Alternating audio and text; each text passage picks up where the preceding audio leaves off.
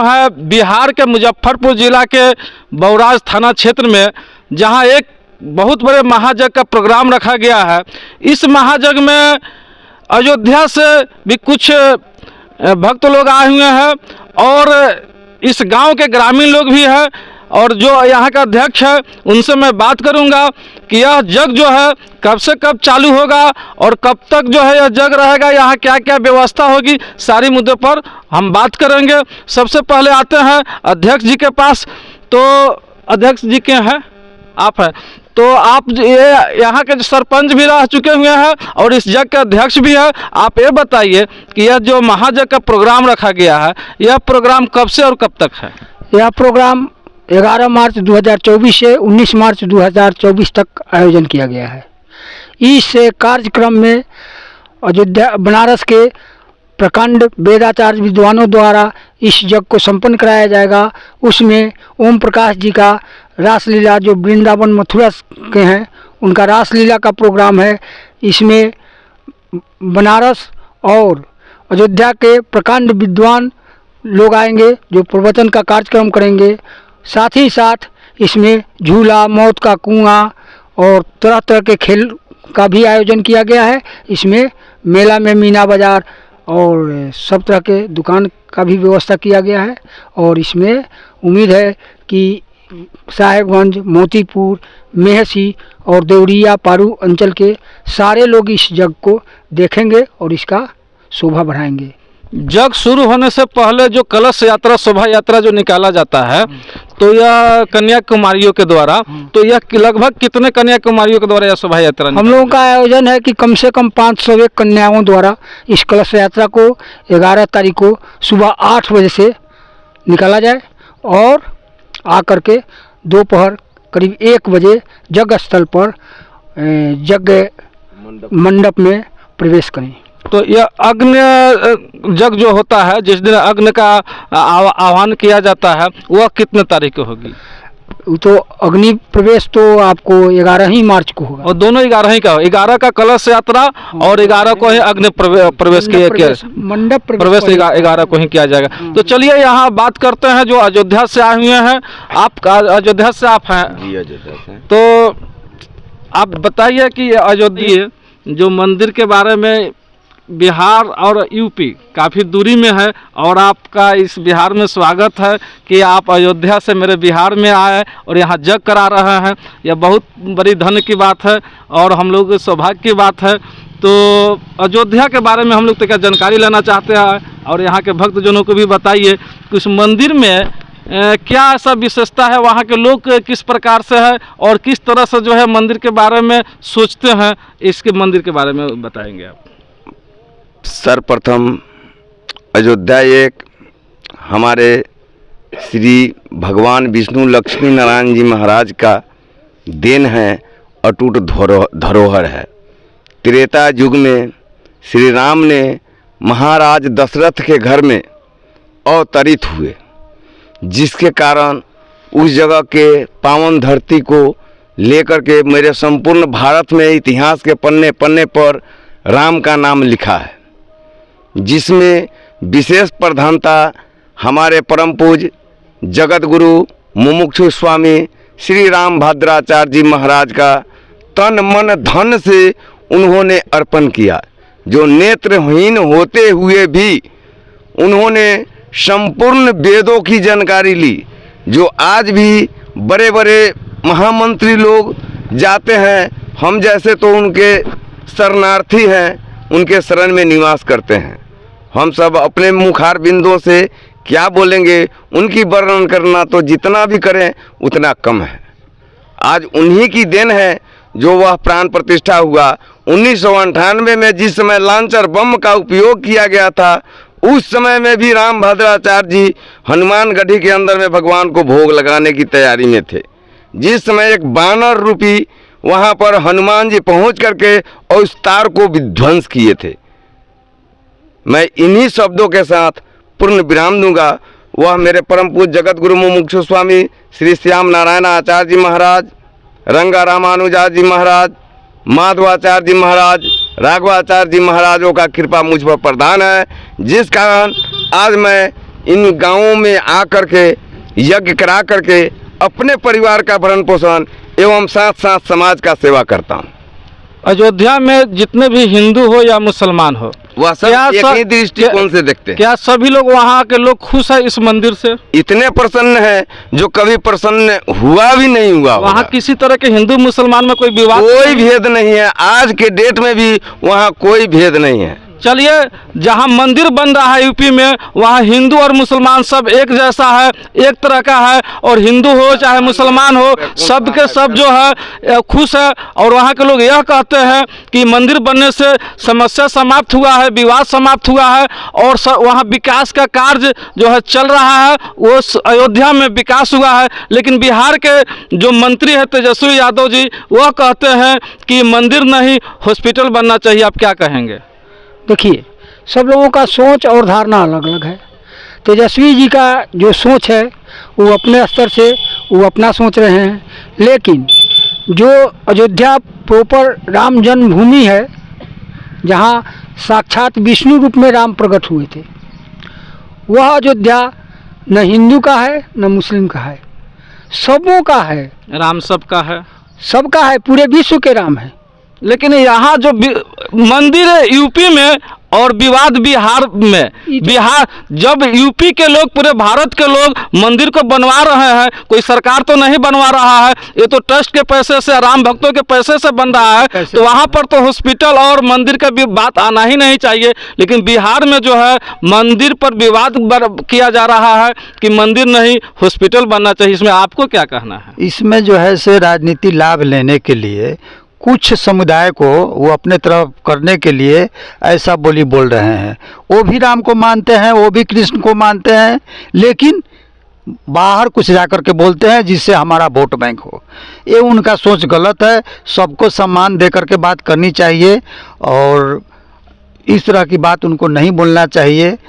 जब पूजा आप राम की करते हैं तो बाहर जाके राम का भी जो सो गलत भाषा में प्रयोग करते हैं, ये सब नहीं होना चाहिए। ये उनका सोच गलत है और एक धर्म के वोट से वो नहीं जीत सकते हैं, चाहे कोई भी हो। सब धर्म के लोग सब एकजुट होंगे, एक होंगे, तभी जा कर के आपको जीत मिलेगा। तो इस तरह की बात है, वो उनका ये कहना मेरे समझ से अच्छा नहीं है। तो बिहार के मंत्री तेजस्वी यादव जी का जो बयान है, मंदिर और मस्जिद, मंदिर और हॉस्पिटल, क्या दोनों बनना चाहिए? माननीय बिहार के उप मुख्यमंत्री तेजस्वी यादव जी का जो बयान है, मंदिर भी बनना चाहिए और हॉस्पिटल भी बनना चाहिए। हमारे लिए मंदिर आस्था का एक केंद्र बिंदु है। हम ईश्वर को मानते हैं तो ईश्वर का आराध्य भी करना हमको ज़रूरी है, और ईश्वर के बिना ये ब्रह्मांड नहीं चल रहा है। संचालित करने के लिए कोई ना कोई तो शक्ति है। तो आप जिस रूप में मानिए, और ईश्वर को मानना ही है तो हम राम के रूप में मानते हैं, कोई पैगंबर के रूप में मानते हैं, कोई ईसा मसीह के रूप में मानते हैं। सभी एक ही संतान के पुत्र हैं। परम में कहे हुए थे, मैं एक से अनेक हो रहा हूँ, अवतरित हो रहा हूँ। तो परम ब्रह्म से ही एक से अनेकों रूप में अवतरित हुए हैं, और अनेक पंथ और अनेक समुदाय के लोग हैं। हम सभी को सम्मान करते हैं। हमारे लिए मंदिर भी ज़रूरी है, धर्म आस्था भी ज़रूरी है, हॉस्पिटल भी ज़रूरी है। मैं इससे विशेष नहीं कुछ कहना चाहूँगा। और तेजस्वी जी को भी सभी आस्थाओं से जुड़ते हुए, राजनीति से जुड़े हुए हैं, तो उनको सभी धर्मों को सम्मानित करते हुए इस पर उनको ऐसा तर्क नहीं देना चाहिए। उनको सरकार को सुझाव, केंद्र सरकार को सुझाव देना चाहिए कि बड़ा बड़ा हॉस्पिटल और तकनीकी केंद्र हमारे देश में भी ज़रूरी है। उससे तकनीकी केंद्र होगा तो हमारे समाज का उत्थान होगा, और उससे हमारा समाज में मतलब कि शिक्षा से स्तर से लेकर और सभी स्तरों पर हमारा भारत विकसित राष्ट्र होगा। और हम दूसरे देशों पर जो आधारित रहते थे वो आधारित नहीं रहेंगे, और हम सभी का आने वाले भविष्य के जितने भी हमारे युवा पीढ़ी है उन सभी का कल्याण होगा, और हमारे समाज का कल्याण होगा। तो चलिए, हमारा भारत और हमारा बिहार जो है एक आस्था का केंद्र है। अगर मंदिर बन रहा है तो हॉस्पिटल भी बनना चाहिए, दोनों बनना चाहिए। हमारा जो बिहार है, जैसे यूपी में राम मंदिर का उद्घाटन हुआ है, अब हमारे बिहार में जगह जगह महायज्ञ का प्रोग्राम होने लगा है, महायज्ञ होने लगा है। तो यह जो महायज्ञ होने वाला है, जो 11 मार्च से 19 मार्च तक यह महायज्ञ चलेगा। आप लोग इस महायज्ञ में आए और आनंद लें। जिस बिहार में कुछ मंत्री लोग विवाद कर रहे हैं, उसी बिहार में पूरे संसार का सबसे बड़ा मंदिर बनने जा रहा है, जो बिहार के चंपारण के कथौलिया गांव में है। यह इस तरह का विवाद नहीं होना चाहिए। मुस्लिम दान दिया है जमीन, और वहाँ इस बिहार में मुस्लिम जो है दान कर रहा है उस मंदिर के लिए। यह छोटा मोटा मंदिर नहीं, जिस बिहार से विवाद निकल रहा है उसी बिहार में जो है 120 एकड़ में वह जब मंदिर बन रहा है। यह बहुत बड़ी बात है कि इतना बड़ा मंदिर पूरे संसार में कहीं नहीं है। तो इससे यहाँ जो मंदिर बन रहा है बिहार में, संसार का सबसे बड़ा मंदिर, उस पर आपको क्या कहना है? इस पर तो हम लोग को अपार खुशी हो रहा है कि बिहार का नाम लेने से कुछ लोग जो है सो बाहर के राज्यों के कतराते थे।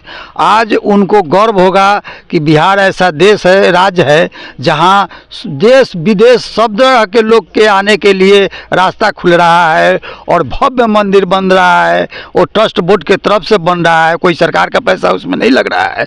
और मुस्लिम भक्त, ऐसा भक्त वहाँ जो 50% जो है सो ज़मीन दान में दिए हैं, वो उससे बड़ा अब दोनों धर्म के लिए सद्भाव के लिए उससे बड़ा सद्भाव क्या हो सकता है। यहाँ तुच्छ राजनीति करने वाले लोग जो है सो दोनों को लड़ा करके ये वो कर करके राजनीति करते हैं, लेकिन उन्होंने साबित कर दिया कि हम मुस्लिम होते हुए भी एक हिंदू मंदिर बनाने के लिए इतना बड़ा सहयोग, इतना बड़ा दान दिए हैं। आप सरकार से क्या कहना चाहते हैं कि यह जो राजनीति हो रहा है मंदिर पर, तो यह राजनीति मंदिर पर तो नहीं होनी चाहिए। राजनीति जो है केवल अपने कुर्सी को आवाज रखने के लिए किया जाता है, वोट के लिए नहीं।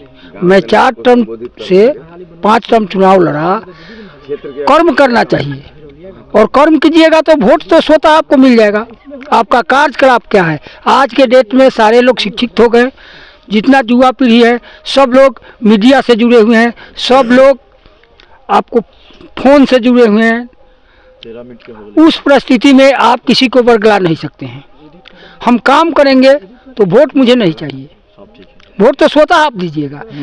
लोगों को काम करना चाहिए और समाज कल्याण के साथ साथ सभी धर्मों का उत्थान भी होना चाहिए। तो यहाँ ना हम हिंदू हैं, ना मुस्लिम हैं, ना सिख हैं, ना ईसाई हैं, हम सभी बिहारी हैं। और बिहार में जो मंदिर की बात आप कर रहे हैं कथौलिया की, वहाँ जो है सब संप्रदाय के लोगों का सहयोग है।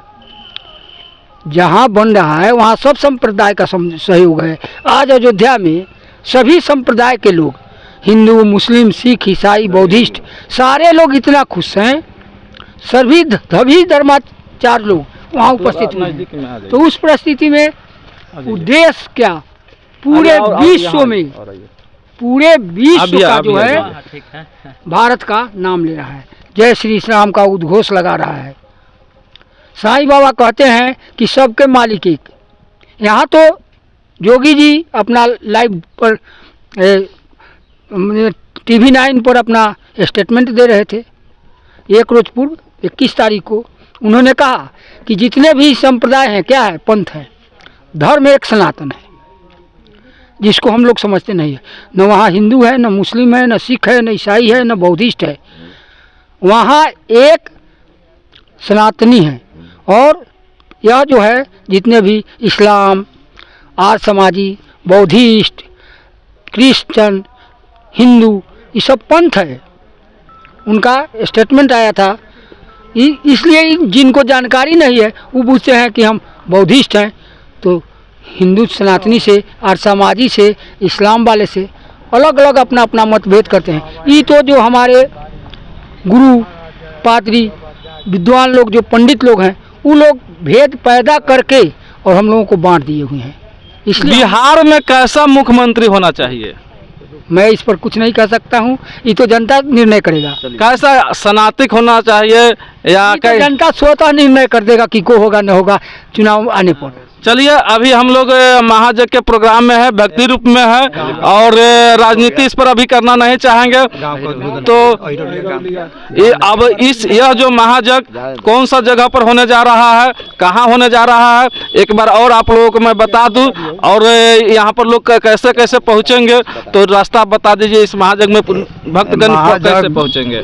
मुजफ्फरपुर जिला के मोतीपुर प्रखंड के बौराज थाना के अहिरौलिया ग्राम में हो रहा है, और यहाँ जो है सो मुरारपुर से 5 किलोमीटर दक्षिण, नीरपुर से 6 किलोमीटर पूरब, बरुराज से 5 किलोमीटर पश्चिम, सिरसिया से 6 किलोमीटर उत्तर के बीच में हम लोग हैं। यहाँ इस तरह से लोग आ सकते हैं। हठिलवा मठ बगल में 1 किलोमीटर में है। देवरिया से भी हर जगह से आने का यहाँ रूट, देवरिया से 10 किलोमीटर, देवरिया से 10 किलोमीटर। तो आप लोग रूट समझ गए होंगे। 18 किलोमीटर है, साहबगंज से 18 किलोमीटर। तो इस तरह से इस महायज्ञ में पहुंचने के रूट है। तो एक बार यही कौन सा जग होने जा रहा है? श्री 108 श्री लक्ष्मी नारायण महायज्ञ। लक्ष्मी नारायण महायज्ञ। हाँ। तो यह लक्ष्मी नारायण महायज्ञ है। अब आप सभी भक्तजनों से आग्रह करूंगा कि 11 मार्च से यह यज्ञ शुरू होगा। आप लोग आने के कष्ट करें। अब